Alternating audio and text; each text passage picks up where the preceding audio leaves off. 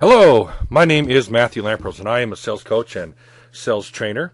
I'm the owner of a company called Sellemental, which is an organization dedicated to helping salespeople go beyond where they are today. No matter where you are, we have techniques and tools that are practical that you can use right away that will help you improve. Now, we've done a lot of sales training, and I know you've probably seen hundreds, if not thousands, of hours of sales videos. Today we want to cover the topic of building relationships. And rather than just do your standard PowerPoint presentation, I thought we'd try to do something fun. And so today's presentation might be a little unusual, but hopefully it will also be kind of fun and a little bit different and memorable.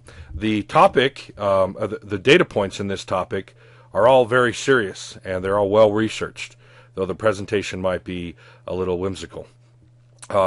In addition to being a sales coach and sales trainer, I'm a bit of a, not very good, but I'm a bit of a hack with computer programming. I have recently purchased a new iPhone, and the old version of iPhone didn't have this tool called Siri on it. The new version does. And I got kind of interested in how Siri works. It's a really wonderful tool. The problem with Siri, though, is it only really knows about your phone and kind of things you can look up on the internet. It doesn't know very much about sales. So I've been hard at work programming my own version of a Siri so that I don't have any copyright infringement. I've named it O'Leary. And today I'm going to use this will be our beta test of the O'Leary software.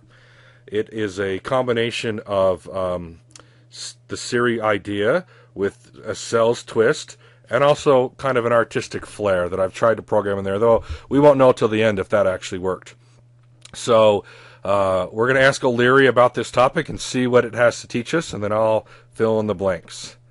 Okay? So, again, my name is Matthew Lampros. If you have any questions about anything that's presented here today, please feel more than welcome to reach out to me. My number is 801-983-5900. And my email is matthew@sellemental.com. And if that's hard to remember, just put an S in front of elemental. And even though that's not the exact spelling of the company name, that will also get to me, and then you'll have my contact information. Okay, ready to get started? So I'm going to pull up O'Leary here on my phone. All right, here I go. O'Leary, what are great ways to build relationships with prospects and customers? Thank you for asking, Matthew. Please enjoy while I provide the top 10 ways to build relationships with customers and prospects. This list will provide you with tools you can use to build better relationships. Just please don't forget about me next Valentine's Day. Great. I'm ready. Okay, let's get started. The top 10 ways to build sales relationships. 10. Use LinkedIn. Okay, how? First, connect with people once you meet them. Second, be active in the question and answer sections of LinkedIn as well as in the groups. Okay, so while I still have some work to do on how O'Leary pronounces LinkedIn, her first recommendation is to use LinkedIn.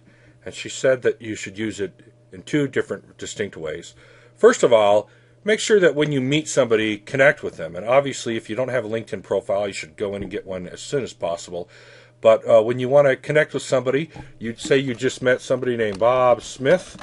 You just go in there and find Bob Smith. It will give you, when you list it, will give you a whole list of different people. You find the one that you want and you just hit connect. Now, when you go to connect, it's going to ask you how you know this person. Let's see if I can pull it up here. There we go. How do you know Bob? And you probably will just say somebody we met, or a friend, or a colleague. Then it has a personal note here. One thing I would recommend is that you change this note to be more custom to how you met Bob. So, Bob, it was a pleasure to get the chance to meet you. I thought we'd connect on LinkedIn just to see if, make sure that my network becomes yours, or to see if there's anything I can ever do for you. You can always look me up.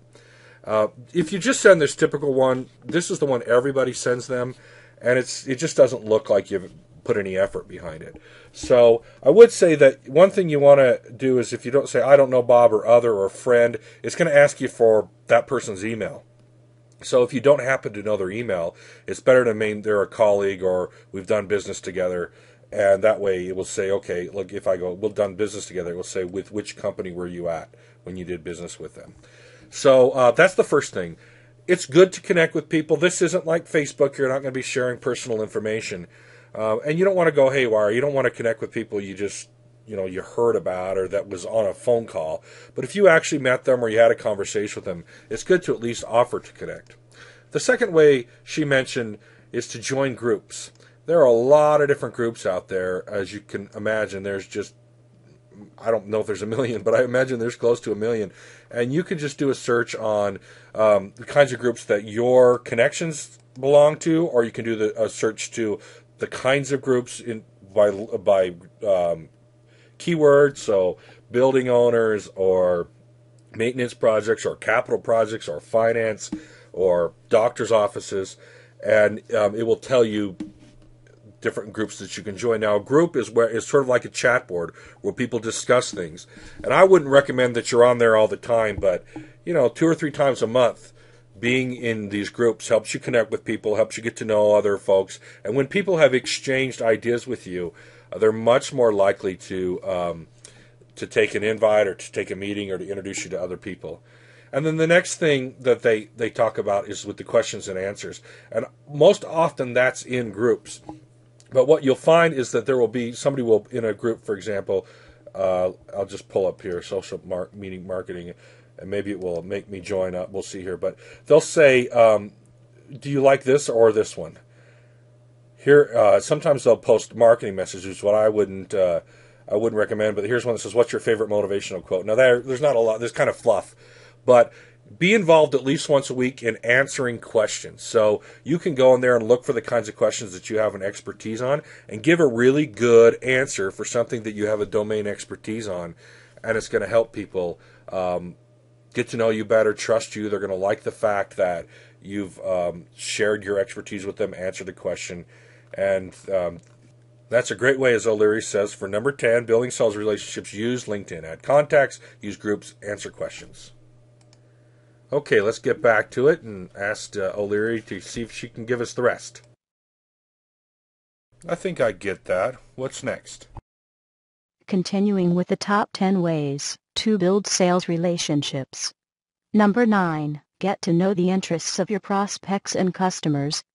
I noticed you emphasized interest, O'Leary. Good for you, Matthew. You are so smart. Okay, so O'Leary suggests getting to know the interests of your prospects and customers, people in your network. So what she means by that is getting to know things that interest them, and they may be things that have to do with their industry, their company, their career. They can also be things outside of their company. It's nice to know where they're from, where things they like to do for vacation, hobbies they have, any kinds of passions they have, what their children play sports or the interests of their children, if that happens to be the avenue that they're into. If you have a particular client that loves bicycle racing, it's always good to know that, so that when the Tour de France is going on in July, you can kind of comment on that. It's good to know what they like about their industry. So they might be the CEO or the C-level person over a certain department, but they came up in finance or they came up in operations, and they have a particular interest in Six Sigma, or they might have a particular interest in some kind of new technology that seems to be changing their industry. Those are things to pay attention to. The reason that it's good to know those and kind of catalog them and keep track is that later you'll be able to comment to them on these things when something newsworthy has happened. And so just as a general rule of thumb, try to get to know what they're interested in. This doesn't mean that you're going to try to mimic them and say, "Oh, I like that too," but it does mean that you should know what they find interesting, that they want to talk about beyond just you and your product. All right, let's see if we can get started here on number 8. Let's get back to O'Leary. Okay, LinkedIn is 10, interests are 9. What's next? Top 10 ways to build sales relationships. Number 8 builds on number 9. It is to stay abreast of what is important to them. Okay. But be like your grandma and send them newspaper clippings of anything important that has happened. Okay, so now we understand why number 9 becomes important. By the way, number 10, using LinkedIn, look at the groups they're following, look at what messages they post, what messages they comment on. And I don't want you to stalk folks. I don't want you to spend hours of this, but you'll get to a sense of what's important to them. Keeping abreast of what's important to them. I'm not a big sports fan, but maybe the Philadelphia Eagles are their favorite team. And just for those of you out there that hate the Eagles, maybe the Dallas Cowboys are their favorite team.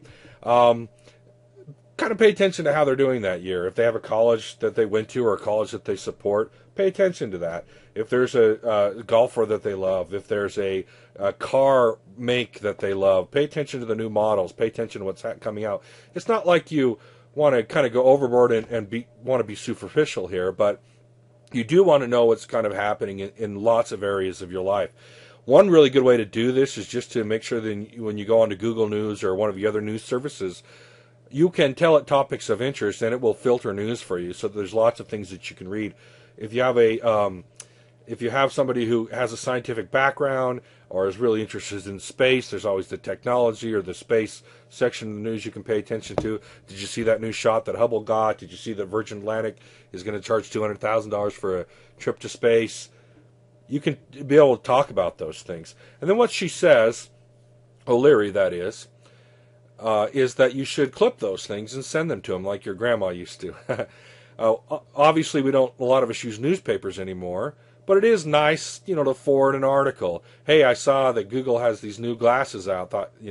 We talked about that, or I know you're interested in that. You just send it. You don't need to say, hey, let's meet and talk about my product as an addition to that message, but just showing them that you know what they're interested in and you're paying attention is a great way to build relationships, a great way to make cold calls warm, and a great way for you to actually show that you care about what they care about, even if it's not a passion for you. All right, let's move on. LinkedIn interests, be a grandma. Got it. Ready for number 7. Top 10 ways to build sales relationships. 7. Be a matchmaker. Close your mouth, Matthew. I mean with people they should meet. People who can help them, or buy from them, or share interests. Oh. Schedule this. Do this once a week every Monday before lunch. I can schedule it now, but I still want you to go to the gym. Matthew. Well, this O'Leary thing, I have to tell you, I'm very surprised and excited about the kind of information she's pulling up for me, and I like when she tells me I'm smart, but I don't know that I appreciate that she notices I have to go to the gym. Let's see. What she's talking about here is scheduling once a week, and I usually do it Monday before lunch, to connect people within your network. So now that we know their interests and we're kind of abreast of their interests, we'll know 2 people in our network that don't know each other that maybe should. And it might be because they share interests. It might be because one is a potential customer of the other. It might be because one of them has some best practices or just completed a project or is working on some kind of addition to their business that the other one might be interested in learning about. And all you do is you simply send an email. You just say an introduction. You send it to both. You write a 1-paragraph introduction from Tom to Susan. Tom, I'd like to have the pleasure of introducing you to Susan. Susan and I met each other during this project. She's working on something right now, pardon me, that you might find very interesting because of this other project that you're working on. Here's her contact information. Next paragraph, Susan, please meet Tom. Tom has been a great friend of mine for the last decade, and wow, we enjoy lots of trips going fishing. He also happens to share your interest in this particular project, and I thought given that you have completed one and he's just starting, there might be a match for you all to share best interests or best practices and to get to know each other. I would send one of those a week, if not 2. And that way you're just getting people to know each other. They may or may not follow up on it, but at least they appreciate it. If you think about it, especially if it's a lead in some way, if you have someone who's trying to sell you something or someone who's a partner with you that occasionally hands you a good relationship, a potential lead, somebody to have lunch with over a topic, you'll appreciate that. And that person has gone the extra step to build a relationship with you, not just doing this as their job. LinkedIn, interests, grandma, matchmaker. This is helping. Thank you. You are welcome, Matthew. I am here to serve you. Now for number 6. Send cards. Cards? Handwritten if possible. When something noteworthy happens, send a card. Another great idea, another idea for building relationships that not many people do is, as O'Leary suggests, to send cards. Now, I like to do them handwritten, if at all possible, because that allows you to show them that you've gone a little bit of an extra effort. I just have 3.5 by 5 index cards printed with my name on them. I just have them embossed, and you can get 1,000 of them for fairly inexpensively, and then you can get these little envelopes, and they'll fit right perfectly in there, and you just send them a card whenever something noteworthy happens, as O'Leary says. So this could be, again, that the Cowboys win the Super Bowl, or it could be when their company announces a great quarter, or there's a new hire, or they've released a new product, or that you ran into somebody that is a customer of theirs that says they love their service or their product. It could be a lot of different reasons, but, it's something they can read in 90 seconds, so, 1 or 2 paragraphs, handwritten if possible, and just shoot it off to them. They'll really appreciate that. There are services that you can use as well. One of them is called Send Out Cards, SendOutCards.com. Send Out Cards. It is a multi-level marketing thing where they have you sign up and you try to get other people to sign up. But there's also a way just to purchase the Surface, which is what I do. And you upload your handwriting, and then they have thousands of cards you can choose from. You pick a card, you type in a message, and then you tell the address you want it sent to, and they'll print the card with your handwriting, with your signature. They'll put it in the envelope, they'll put a stamp on it, and they'll send it for you so that you don't have to go through all the rigmarole of doing all that mail stuff. And it's, as expensive or maybe even a little cheaper than if you went to the store and got a card and filled it out yourself. So that's another option. But if you're paying attention to what's important to them and something important happens, you should send them a card.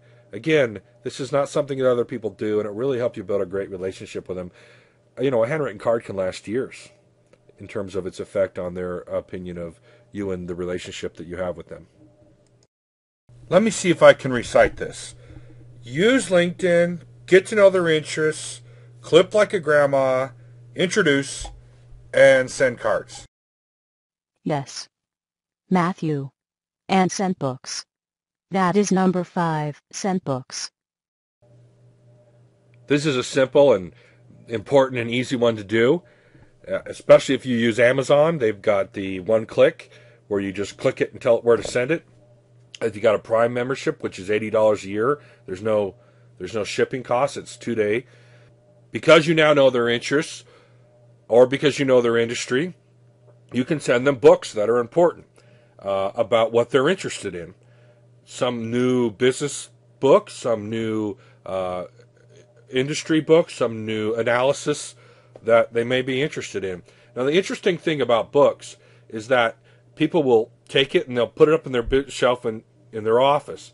And whether they actually read it or not, it will always be there as a reminder that you sent them that, with a little note that you can include in Amazon. And you can even do a gift wrapped in Amazon for like $4 that just says, hey, saw this book, heard it was a great read, thought of you immediately. I hope there's something in here that's helpful to you. And now they have a reminder of your interest in building a relationship with them on their shelf. Books can get expensive, I understand. So maybe, you only send one a week or one a month, but the people that are most important should be getting books from you so that they know that you care about the relationship and you're interested in what they're interested in, or you're interested in at least helping them. The other funny thing about books is most people won't actually read the book, but they will always be grateful that you sent them the information or had the idea of helping them. And so I love sending books, and I think that was a great suggestion here by O'Leary. LinkedIn, interests, grandma, matchmaker, cards, books. I'm ready for the next one. Follow them Uh, on Twitter and YouTube. Silly. This shows you care, and it also helps you know when to send a clipping, card or book.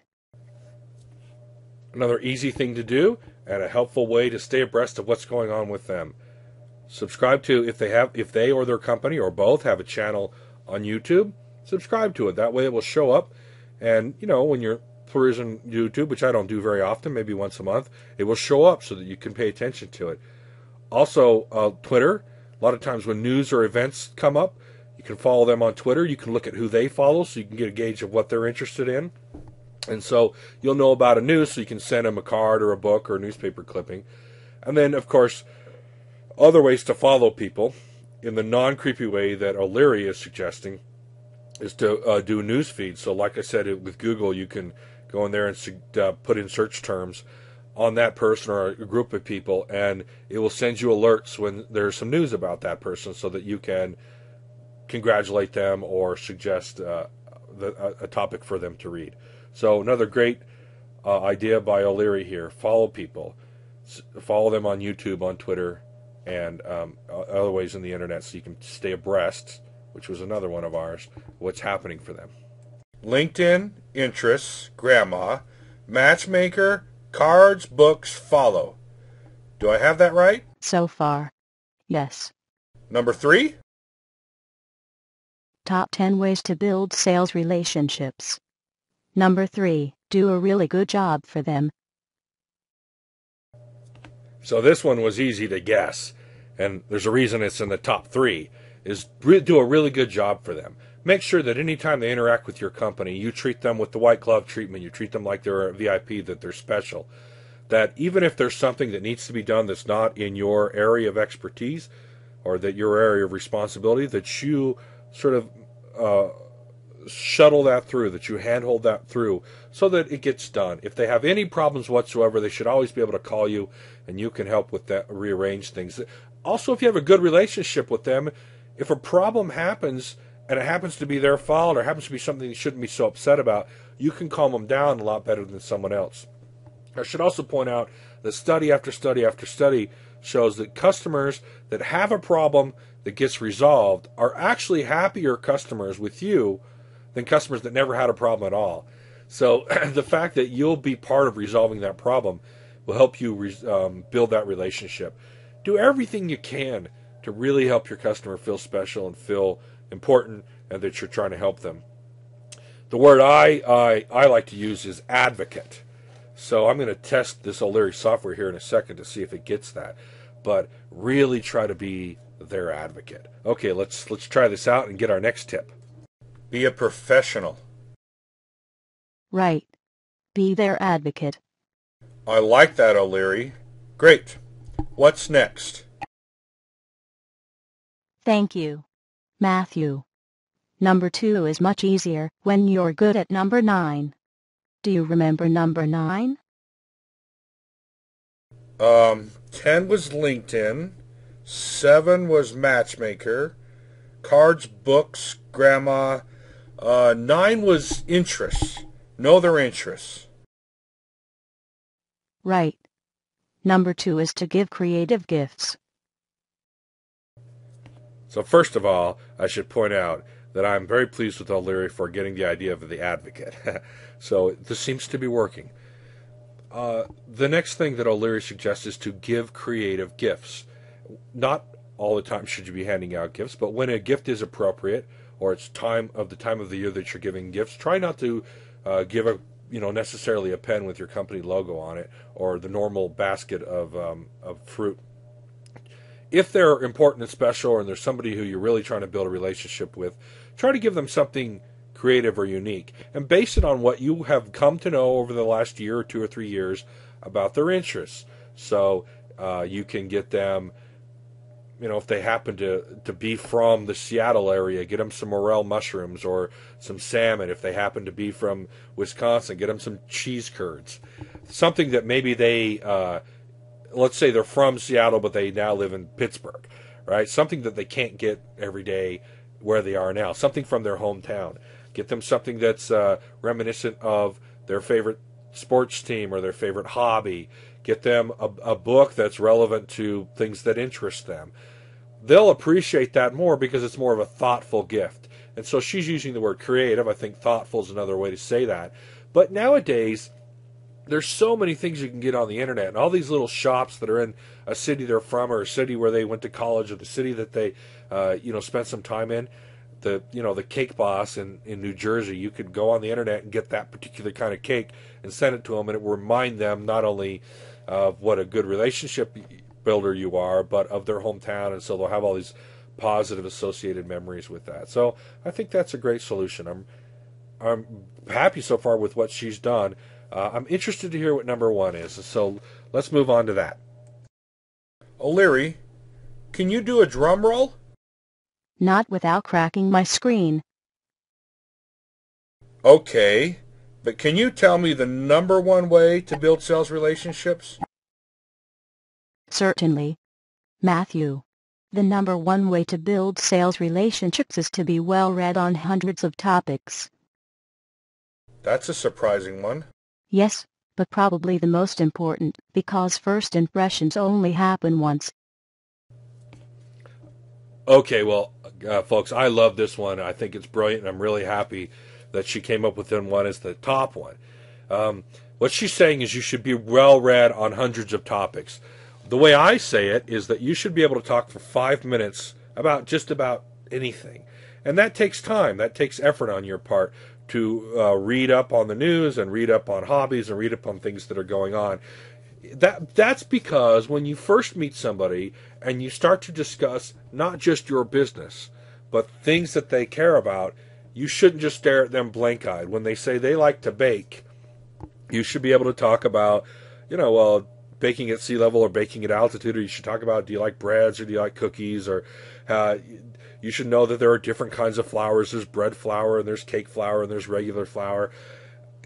Maybe that may not sound like something you want to know a lot about, but I think it's an important idea that you should be able to talk about hockey for 5 minutes. You should be able to talk about the financial markets for 5 minutes. You should be able to talk about raising kids. You should be able to talk about Disneyland. You should be able to talk about being a pilot, different universities, different degrees, different hobbies, gardening, woodcraft, for 5 minutes, so that you maybe don't know what they know, but you can at least carry on a conversation. I think what you're sensing, and that I'm sensing, that O'Leary is trying to teach us, is that there's a core to building relationships with people. And I would say it this way. I would say, get to connect with people and get to know them. Get to know what their interests are beyond just your product. And then act on that. Pay attention to what they're interested in. Send them clippings and books and cards and things when something important happens. Send them gifts that relate to their interests, things that are important to them. When you're doing that and when you're paying attention to things that they care about, it's much easier to build relationships. I think the reason that this one is number one, knowing a little bit about a lot of things, is that it's a first impression kind of a thing. When you first meet somebody and you're able to talk about something they're interested in without having to take the time to get to know it, then you're much more equipped to build a really positive first impression. But whether you're there right now or not, I would encourage you to aspire to that. And I would encourage you to do these other steps as a way to show that you care about what they care about, and you'll have phenomenal relationships. So it's been a real pleasure to present this to you. I'm really grateful that this software seems to be working out. Seems like there's a few bugs I still have to fix. But now for the big trial. I'm going to ask to see if O'Leary has a good memory, can recite all of those things. And I have a little twist here. I've tried to give her kind of an artistic flair. So let's try that piece out as well. O'Leary, that's really great. Could you just run through those one last time for us? The top 10 ways to build sales relationships. 10. Use LinkedIn. 9. Get to know their interests. 8. Stay abreast. 7. Be a matchmaker. 6. Send cards. 5. Send books. 4 is to follow them. 3. Do a really good job for them. Number 2 is to give creative gifts. The number one way to build sales relationships is to be well read on hundreds of topics. Well, I think I'm going to stick to doing sales training instead of writing software. But it was a fun experiment, and the good thing is that O'Leary was able to give us the right answers for the 10 things that you ought to be considering as you build relationships. Again, keep in mind that the core of all this is knowing the person you're trying to build a relationship with and focusing on what's important to them. They'll reciprocate, of course, but that's their job. Our job is to focus on what's important to them and stay abreast of that. These small things are easy to do, are inexpensive, and really are effective. So I hope you'll take some time to try some of them in your day and your week and your month. Good luck. Please always call me or write me an email if you have any questions or could use help on this or any topic. I'm very happy to help in any way I can. You take good care. Good luck out there. We'll talk to you soon.